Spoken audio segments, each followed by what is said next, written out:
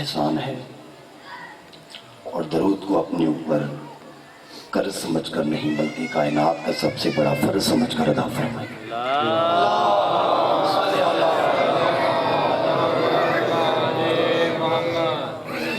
اعوذ باللہ من الشیطان اللعین الرجیم، بسم اللہ الرحمن الرحیم، الحمدللہ رب العالمین، الصلاة والسلام علی سید الانبیاء والمرسلین،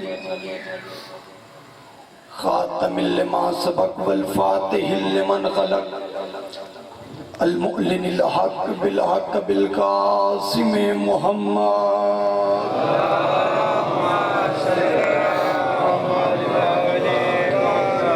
اہل بیتہ الطیبین الطاہرین المعصومین المنتجبین المظلومین، الذین اذھب اللہ عنہم الرجس وطہرہم تطہیرا۔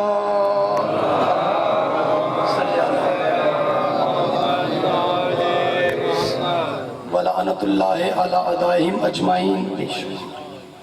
اما بعد، قال خداوند کریم بسم اللہ الرحمن الرحیم، والتین والزیتون وطور سینین وہذا البلد الامین، لقد خلقنا الانسان فی احسن تقویم۔ مل کر صلوات پڑھ لے محمد و اہل بیت محمد۔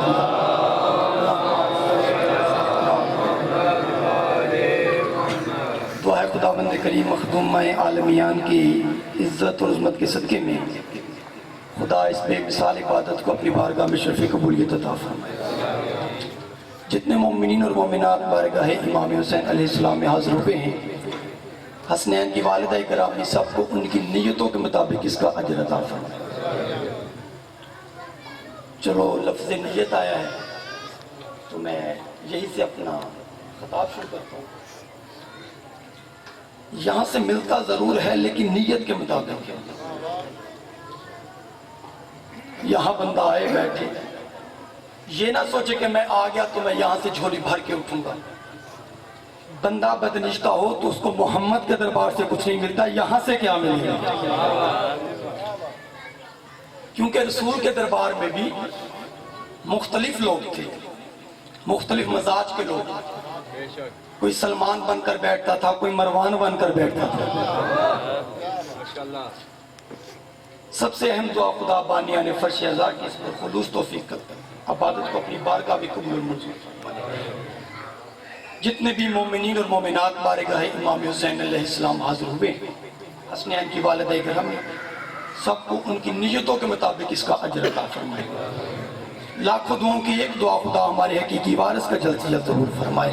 مل کر بآواز بلند صلوات پڑھ لے محمد و اہل بیت محمد کی ذات۔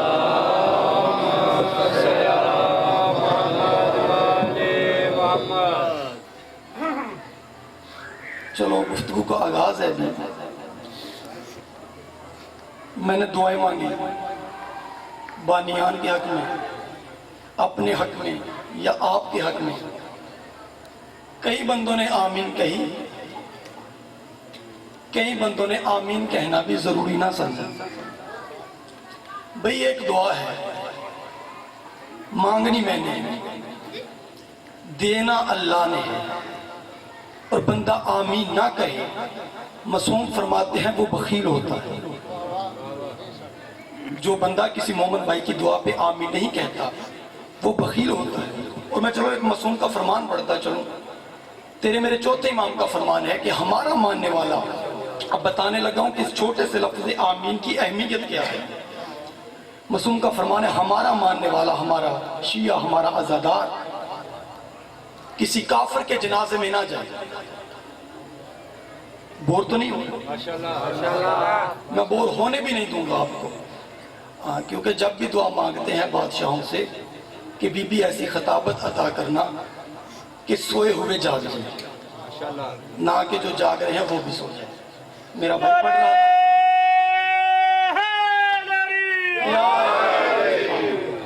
دو ڈیوٹیاں ہیں جی، ایک میری ہے اور ایک آپ کی ہے۔ پڑھنا میں نے، سننا آپ نے۔ کوشش کروں گا کہ جس قدر بی بی کی عطا ہے میں اس قدر پڑھوں، اور آپ جو امام حسین علیہ السلام کے عزادار ہیں جی، آپ کا مقام بشر بتا ہی نہیں سکتا. بشر کی اوقات ہی نہیں ہے کہ حسین کے ماتمی کا مقام بتائے گا. ایک جملے میں بتاؤں کہ ماتمی کا مقام کیا ہے. مجھے آل محمد کی عظمت کی قسم ہے، محمد کی بیٹی نے پوری زندگی میں اللہ سے دو ہی تو چیزیں مانگی ہیں، یا علمدار مانگا ہے یا عزادار مانگا ہے.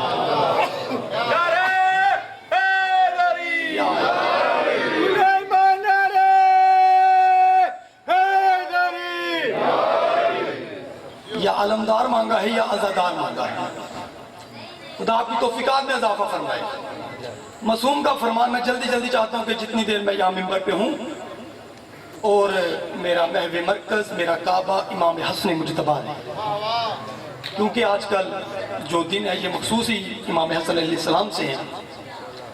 معصوم کا فرمان ہے ہمارا ماننے والا کسی کافر کے جنازے میں نہ جائے، چلا بھی جائے دعا نہ مانگے، دعا مانگ بھی لے آمین نہ کہے، کیونکہ اگر اس نے آمین کہہ دی ہم 14 کو اس کو جنت دینا پڑتی ہے. ہم 14 کو اس کو جنت دینا پڑتی ہے. سامعین گرامی قدر، میں نے آپ کے سامنے قرآن مجید کی چند آیات کی تلاوت کرنے کی سعادت حاصل کی ہے، جس میں اللہ قسموں سے گفتگو کا آغاز فرما رہا ہے. میں نے پڑھ لیا، آپ نے سن لیا. قسمیں بندہ نہیں کھا رہا، قسمیں وہ کھا رہا ہے جس کے نام کی پورا جہان قسمیں کھاتا ہے.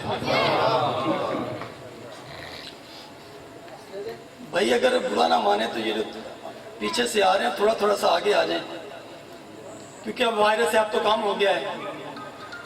دنیا نے کہا کہ جی ڈسٹینس، فاصلہ، لیکن مجلس وہ واحد ہاسپٹل ہے جہاں پر جتنے کلوز ہوگے اتنی ہی بیماریاں دور ہوں گی. سامعین گرامی قدر، اللہ فرما رہا ہے بسم اللہ الرحمن الرحیم، والتین والزیتون وطور سینین وہذا البلد الامین. سبھی تک میری آواز پہنچ رہی ہے؟ تھوڑا بولتے آئیے گا تاکہ مجھے پتا چلے. اللہ فرما رہے ہیں مجھے تین کی قسم، مجھے زیتون کی قسم. اچھا چلو ہم تھوڑا سا یہاں رکتے ہیں. یہ جس کی قسمیں اللہ کھا رہا ہے، یہ تین اور زیتون ہے کیا؟ بھئی قرآن کے ساتھ جو سب سے بڑی زیادتی ہوئی ہے وہ یہ ہوئی ہے کہ اسے پڑھا گیا ہے، اسے سمجھا نہیں گیا. لیکن جاہلوں کو یہ نہیں پتا کہ قرآن تلاوتوں کے لیے نہیں اترا بلکہ قرآن ہدایتوں کے لیے اترا. قرآن ہدایتوں کے لیے اترا ہے. اللہ فرما رہے ہیں مجھے تین کی قسم، مجھے زیتون کی قسم، والتین والزیتون وطور سینین وہذا البلد الامین لقد خلقنا الانسان فی احسن تقویم. جب زمانے سے پوچھا گیا بھائی یہ تین اور زیتون ہے کیا، تو انہوں نے کہا جی کہ یہ کچھ درخت ہیں، کچھ پودے ہیں جن کی قسمیں اللہ قرآن میں کھا رہا ہے. ضمیر نہیں مانگا، فطرت کے خلاف ہے. اگر اللہ ہو کر پودوں کی قسمیں کھا سکتا ہے تو پودوں کو پوجنے والوں کو جہنم میں کیسے بھیجے گا؟ بھی غور و فکر ہے نا. بھی جب اللہ پودوں کی قسمیں کھا سکتا ہے تو پودوں کو پوجنے والوں کو جہنم میں کیسے بھیجے گا؟ اچھا جی آگے اللہ کہہ رہا ہے کہ مجھے تین کی قسم، مجھے زیتون کی قسم، مجھے نور والے پہاڑ کی قسم، مجھے امان دینے والے شہر کی قسم. جب نور کے پہاڑ کی بات ایک بندوں نے کہا جی کہ یہ ایک پہاڑ ہے، پتھر ہے. اگر اللہ ہو کر پتھر کی قسمیں کھا سکتا ہے تو پتھر کو پوجنے والوں کو جہنم میں کیسے بھیجے گا؟ بھئی جو ہمیں نظر آ رہا ہے وہ بالکل بھی نہیں ہے. پھر ہے کیا؟ جب تیرے اور میرے صادق امام سے پوچھا گیا مولا قرآن ہمارے سامنے ہے، ترجمہ ہمارے سامنے ہے، لیکن بات ہماری سوچ سے بالا تر ہے. درود پڑھ لے محمد علیہ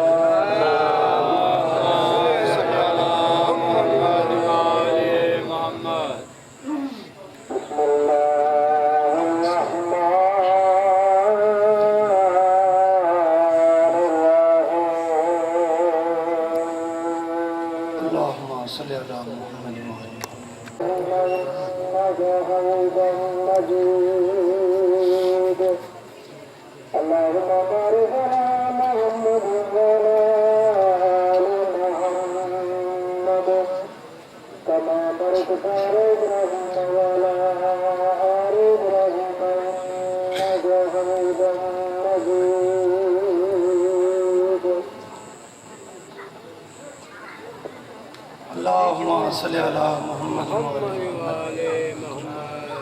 سامعین گرامی قدر،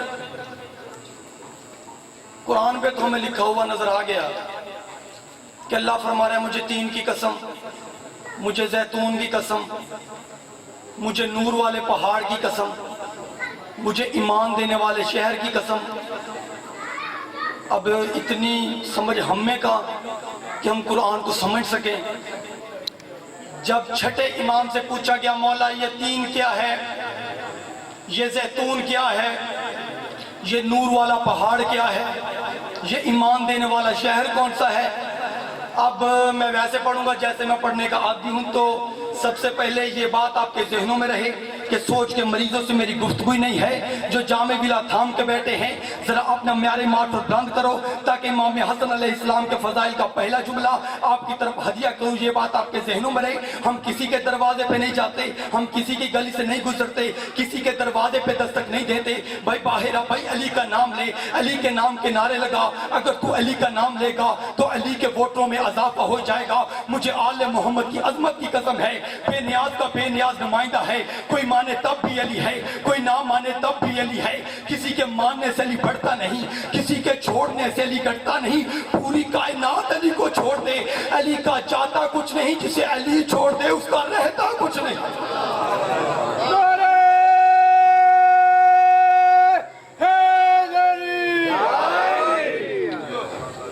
جسے علی چھوڑ دے اس کا رہتا کچھ نہیں. تیرے اور میرے صادق امام نے فرمایا التینو ہو والحسن مجتبہ. تین سے مراد ہمارا دادا حسن ہے. الزیتون و حسین ابن علی، زیتون سے مراد ہمارا دادا حسین ابن علی ہے. اچھا مولا یہ نور والا پہاڑ کون سا ہے؟ فرمایا علی مولا. اچھا مولا ایمان دینے والا شہر کون سا ہے؟ فرمایا محمد مصطفیٰ. اب پوچھنے والے نے امام سے ایک سوال کر دیا کہ مولا حسن پہلے کیوں، علی کیوں نہیں، محمد کیوں نہیں، حسین کیوں نہیں؟ اب مسعود نے فرمایا ذرا آیت کا پورا ترجمہ پڑھو. اللہ فرمایا لَقَدْ خَلَقْنَا الْإِنسَانَ فِي أَحْسَنِ تَقْوِيمٍ، ہم نے انسان کو حسن کے پیکر میں ڈال کے خلق کیا. اب لفظ حسن آپ کے ذہنوں میں رہے پھر ہی آپ کو اس بات کا مزہ آئے گا. اب اللہ کہنا کیا چاہ رہا ہے؟ اللہ یہ کہہ رہا ہے مجھے حسن کی قسم، مجھے حسین کی قسم، مجھے علی کی قسم، مجھے محمد مصطفیٰ کی قسم، ہم نے انسان کو حسن کے پیکر میں ڈال کے خلق کیا. آخر کے پہ بات حسن پہ ہو رہی ہے اس لیے پہلے حسن. اتنا حسین تیرا اور میرا مولا حسن مجتبہ. جب کبھی کبھی میرا مولا بازار میں آ جاتا مجھے آل محمد کی عظمت کی قسم ہے فروخت کاری بھول جاتے، خریدار خریداری بھول جاتے. ہر کوئی تیرے اور میرے مولا حسن کے چہرے کی طرف. پھر تھوڑی دیر بعد مولا کو گھر واپس جانا پڑتا تاکہ دنیا کا نظام چلتا رہے. سامعین گرامی کا لفظ حسن آیا ہے. چلو ایک جملہ اور حسن پہ کہتا چلوں. جناب یوسف کا نام سنا ہوا ہے؟ یقیناً سنا ہوا ہے. آج زیادہ پریشانی میں بیٹھے ہوئے تو اس لیے میں نے پوچھا. حسن یوسف مجھے آل محمد کی عظمت کی قسم ہے، جو کنانی تھی نا، کنانی جہاں حضرت یوسف نازل ہوئے تھے، ان کو بڑا فخر تھا کہ حسن کا بیتاج بادشاہ ہماری دھرتی پہ آیا ہے. ان کو غرور تھا، اب نہیں ہے. سامعین گرامی قدر، یوسف کا حسن، یوسف کا حسن، یوسف کا حسن، کتابیں بھری پڑی ہیں، قرآن نغمے پڑھتا ہے جناب یوسف کے. لیکن شیعہ سنی حضرات تشریف فرما ہے، کبھی کسی مولوی سے سنا کہ یوسف کا چہرہ دیکھنا عبادت ہے؟ میں کہتا ہوں واہ پروردگار، واہ مولا، واہ اللہ، تیری کیا بات ہے، تیری کیا قدرت ہے. ترانے تو یوسف کے پڑھتا ہے، ترانے تو یوسف کے پڑھتا ہے، لیکن یوسف کا چہرہ دیکھنا عبادت نہیں. چہرہ صرف ایک ہستی کا دیکھنا عبادت ہے، اس کا نام ہے علی بن ابی طالب. میں کہتا ہوں مولا راز کیا ہے؟ فرمائے یوسف کا چہرہ فقط یعقوب کے بیٹے کا چہرہ ہے، علی کا چہرہ میں اللہ کا چہرہ ہے.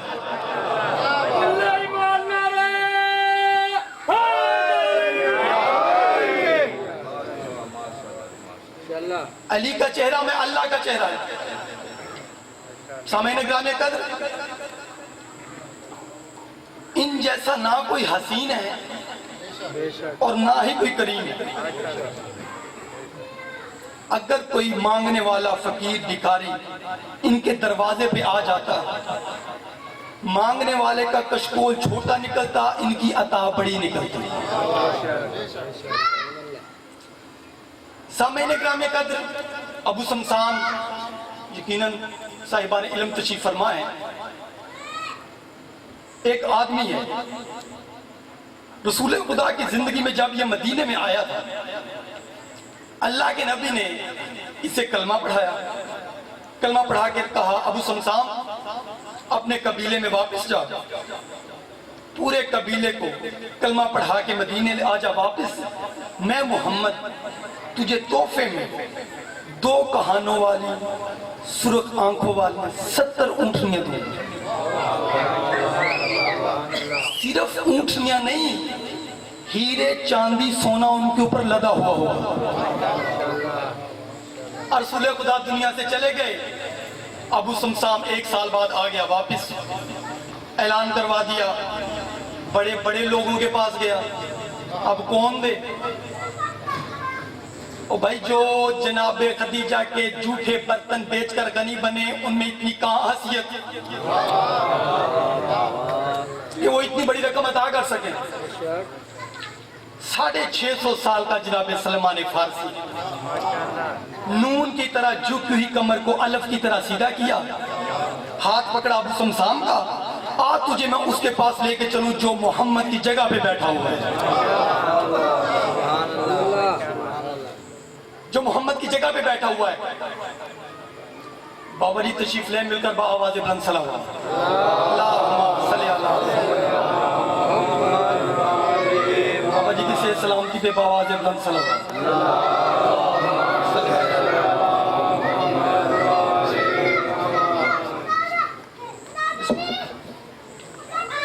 اب میں بہت قریب آ گیا جی، سارا موضوع چھوڑ دیا جی. ایک جملہ بس سن لے فضائل کا، اس کے بعد ایک جملہ مصائب کا، اور بابا جی سے میں نے دعا لینی ہے، کیونکہ جو ہستی آ گئی ہے یہ کسی تعارف کی محتاج نہیں ہے. ماشاءاللہ پوری دنیا جانتی ہے بابا عمران شاہ کاظمی کو، کیونکہ آج کل تو کوئی عزادار ہی نہیں ہے جس کو پتہ نہیں ہے بابا جی کا. خدا ان کا سایہ ہمارے سے سروں پہ قائم و دائم فرمائے. ایک جملہ سنیں نیاز حسین فضائل کا، اس کے بعد بس ایک جملہ مصائب کا، اور بابا جی سے دعا. سامعین گرامی قدر، گھنٹے کی تقریر میں نے چھوڑ دی. جب غلیظ شام نے خط لکھا نا امام حسن کو کہ مولا ذرا شام میں آئیں، کچھ معاملات پہ آپ سے گفتگو کرنی ہے، امام آ گئے شام میں. اب اس غلیظ نے کچھ منصوبے بنائے تھے کہ کوئی بھی علی کے بیٹے کے احترام میں کھڑا نہ ہو، کوئی بھی اٹھ کے حسن کا استقبال نہ کرے، کوئی بھی دربان پردے سائیڈ پہ نہ کرے. مجھے آل محمد کی عظمت کی قسم ہے، ادھر تیرا اور میرا مولا حسن دربار کے پاس آیا یا ہوا کا جھونکا چلا یا ادھر کا پردہ ادھر اٹھ گیا، ادھر کا پردہ ادھر اٹھ گیا، امام نے اس گلی کی طرف دیکھے کہا او لئیم، یہ جو بیٹھے ہوئے ہیں یہ تیری رعایا ہے اور یہ جو چل رہی ہے یہ میری رعایا ہے. یہ جو چل گئی میری رعایا ہے. سامعین اکرام قدر آ گیا تیرا اور میرا مولا حسن لکڑی کے پھٹے پہ، ممبر تو نہ کو، مولا نے بڑا وسیع اور اس خطبہ دیا. امام نے فرمایا میں نے یہاں اپنے نانا کے فضائل نہیں سنانے، میں نے اپنے دادا کے فضائل نہیں سنانے، تو میرے نانا کو بھی جانتا ہے، تو میرے دادا کو بھی جانتا ہے، لیکن میں کچھ جملے کہوں گا اس کے بعد میں دربار سے چلا جاؤں گا. میں اپنی اماں حوا سے لے کر اپنی ماں فاطمہ تک ہم ماں کا کردار مجمع میں بتاتا ہوں کہ میری فلاں ماں کا کردار یہ تھا، میری فلاں ماں کا کردار یہ تھا. اگر تجھ میں جرت ہے تو اپنی ماں کا کردار میرے کان میں بتا کے دکھا، اپنی ماں کا کردار میرے کان میں بتا. خدا آپ سب کو بادشاہت رکھے. انشاءاللہ پھر کبھی موقع ملا تو گفتگو ہوگی. بس حضران امام مظلوم کربلا ایک جملہ مصائب کا فرمائیں. جس بادشاہ کی میں نے فضیلت پڑھی ہے میں چاہتا ہوں کہ اسی بادشاہ کے مصائب کا ایک جملہ سناؤں. عزادارو دنیا والوں نے یہ تو کہہ دیا کہ کربلا میں حسین کو شیعوں نے مارا تھا. میں کہتا ہوں حسین کو تو شیعوں نے مارا تھا، مدینے میں حسن کو کس نے شہید کیا؟ دنیا کہتی ہے امیر حسن اور غریب حسین. عزادارو جو امیر بیٹا تھا نا محمد کا، امت نے اسے 2 کفن دیے، جو غریب بیٹا تھا اسے 1 کفن بھی نہ دیا.